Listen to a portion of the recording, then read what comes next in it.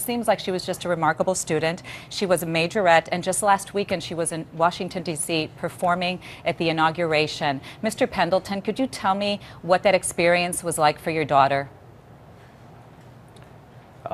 It was one of the greatest things that she was so excited. She was really excited to just to meet the president and to be there, a part of the inauguration. She had been talking about it way before the inauguration, way before the election. She said, "Dad, I'd be if Barack Obama ends up back in being a president again, our school was going. I really want to go." She was really excited about it. Now, I understand she had several trips that were planned overseas as well with her school in order to continue performing. Mr. Stuart, you have an interesting perspective here because you are a lawyer, a Chicago police officer as well. What is your understanding of what happened on the day of the murder? Sad set of circumstances. It's my understanding that she left school with her friends from the volleyball team, a bunch of good children, went to a local park in a nice neighborhood, nice homes, ideal neighborhood where people in the city would like to stay.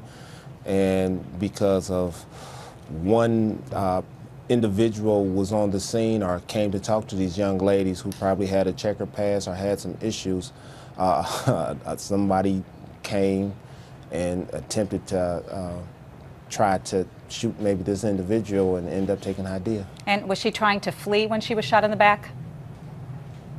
Yes. And this it's our understanding that the guy, the way he approached everybody seeing this guy coming with a gun, so everyone tried to get away. And this is the Hyde Park Kenwood neighborhood, not too far from the Obama's home.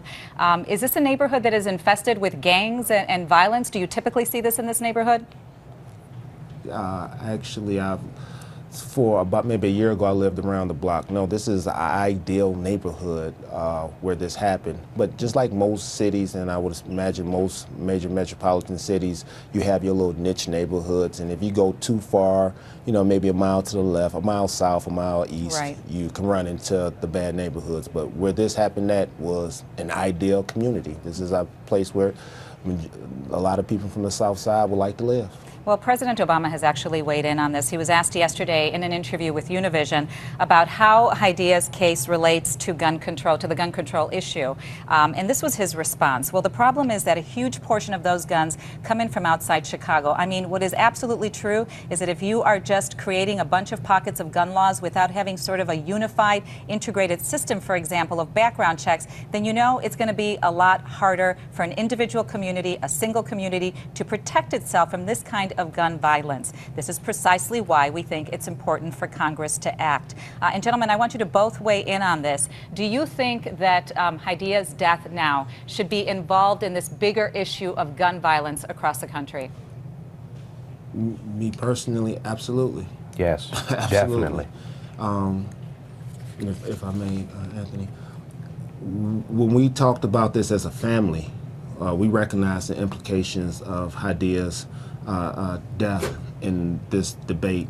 And one of the things we've come up with, and there's already been our view on it, one, we believe that this debate, it should be a multifaceted approach, not a single thread approach. It shouldn't be a Democratic approach. It shouldn't be a Republican approach. It should be multifaceted.